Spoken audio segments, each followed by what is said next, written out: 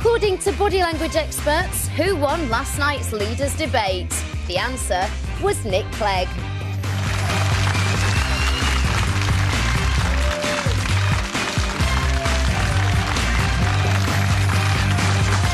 Thank you very much. You're watching The Right Stuff. We're live on 5 with Craig Revel-Horde, Larry Turner and comic Scott Capurro. You can find out more about all of them, including Scott's new dates, comedy dates, that is, on our website, 5.tv/rightstuff. And that's also the place to go if you want to find out how to join our new book club, Right Stuff Reads, which starts in a couple of weeks or so. Coming up shortly, what should you dump along with an ex? Old photos, cheesy love letters for sure, sheets, towels, your bed. Burn the whole house down. 0207 173 5555, assuming you held on to the phone. Now, very briefly, before we talk about the leaders' debate, let's hear some emails for people on mobile phones and children. Sure, we've got some really good ones, actually. The first one is from Dave, and he says, why would a child under 12 need a mobile phone? The excuse of being able to know where your child is appalling. Any parents with any sense would know where their child was. Larry, what do you say to that? I think that person speaks either as a non-parent or not the parent who has to say, actually, don't forget you've got your dentist appointment at 4:30 this afternoon. But we got by OK. Yes, I think, but my mother was a stay-at-home mum. She wasn't a working mother. OK. There wasn't so much dashing about going involved. OK, OK. OK, the next one is from Andy. I have a daughter who's 7. She keeps disappearing from our street when playing out. So we gave her a mobile phone so we can ring her and find out straight away. There is no credit on the phone. It's purely for us to find her and keep in touch. OK. And then finally, I'm with this one, actually, and it's D. I feel that mobile phones offer a false sense of security to parents as they rely on them too much. If for any reason the child is in a bad signal area and the parents cannot get through to their children, of course, they're going to panic. Also, phones can make children a target if they have a top-of-the-range model that others obviously want. If you get a child of 12 or under a top-of-the-range model, you need your head examined. Why can't parents leave their kids alone? God, get off your kids. You're making them into neurotic little messes. Children on antidepressants, look. Well, yeah. When I was a kid, you know, we drank a bit of vodka. OK, OK, Enough. enough. You know, we did what kids do. We dug forts in the backyard. We played. Well, that's what you did. You dug a fort. You threw rocks at the deer, and you played games, and you cheated on cards. You made fun of your parents, and you picked fights with each other, and whatever. You amused yourself. Normal. Yeah. OK. All right. Right. The question, though, is who won? Who won the debate? Judging from this morning's papers, it was neck and neck. And that's certainly what some editions of The Times claimed, neck and neck for the Tories and Lib Dems, just to make it clear. The Guardian reckons Clegg won by a whisker. The pro-Tory Sun, though, they cited their own YouGov poll that had handed the laurels to their man Dave. Only the Mirror claimed Gordon Brown had won, though rather tellingly, it didn't provide any opinion poll evidence to underwrite its boast. Now, we've been running our own poll on Facebook this morning. I find this fascinating. It's totally unscientific, OK? So I'm not going to say it holds its own with other polls out there today.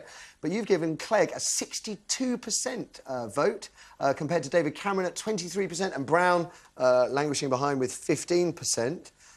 Larry is the only person eligible to vote in this election on the panel other than myself. Who won? I think Clegg by just a tiny amount. Interesting, I've always thought it was a good idea to have these TV debates. You think I it always was? thought it was a good idea. Yeah. Now we've got them. I actually think it's not a great idea because the problem is that Nick Clegg is fantastically good on TV. He is naturally talented, the way he moves his head. He could recite a shopping list and it would still sound profound. So, unfortunately, Gordon Brown looks like a little toad, kind of hunched over. So he doesn't look believable. And you're right, but Cameron does look suddenly sort of terribly old. Now, all of this is a massive distraction to what the election should be about, which is, do you believe their policies? Not can they deliver them well, do you believe them?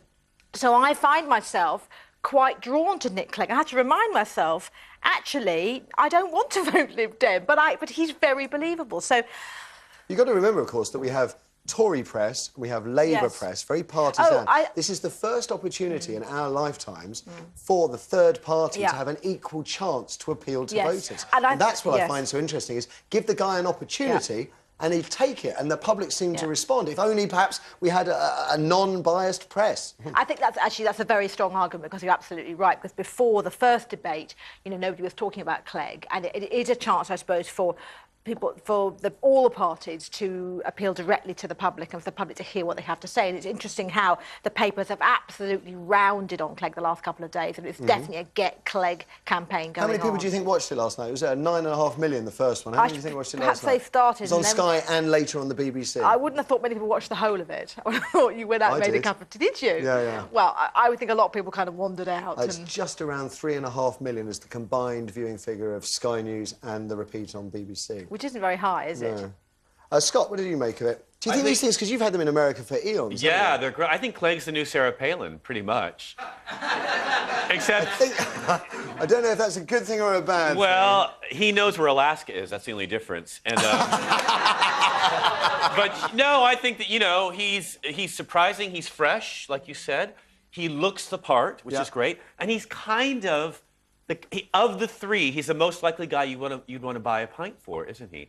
The other two, I mean, Cameron just, you know, the balloon head is just not enough. But he was much stronger last night. Much, much stronger than he was the week before. He's stronger, but it's not good enough, though, still, is he's shrill and he seems defensive. And you're right, Brown I thought he was less shrill. I thought he'd actually may have been told, keep your voice down a bit, because he was a little bit more...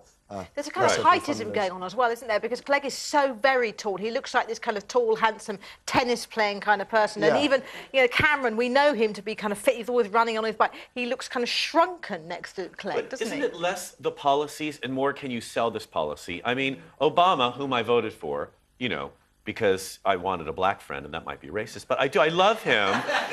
I do love Obama, and I support him, and I think he's doing a great job now.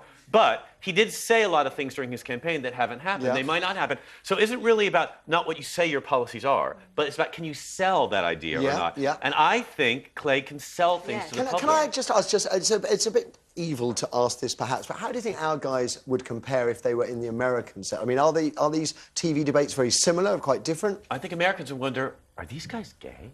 And then they'd wonder, where's the butchness? But I think they'd also wonder, why are they rattling on and on so much? I mean, cut to the car crash. So it's not fast, okay. American debates are much quicker, much faster, and much more brutal. I think these guys are still a bit on the polite side. Yes. There's going to be another debate. Well, you know why, don't you? Because ultimately, they might all have to work together in some kind of hung parliament. Hold your power to drive for the rest. Let's hear some more. I think Clegg is the one to trust. I think he speaks to the ordinary person. I think he's believable.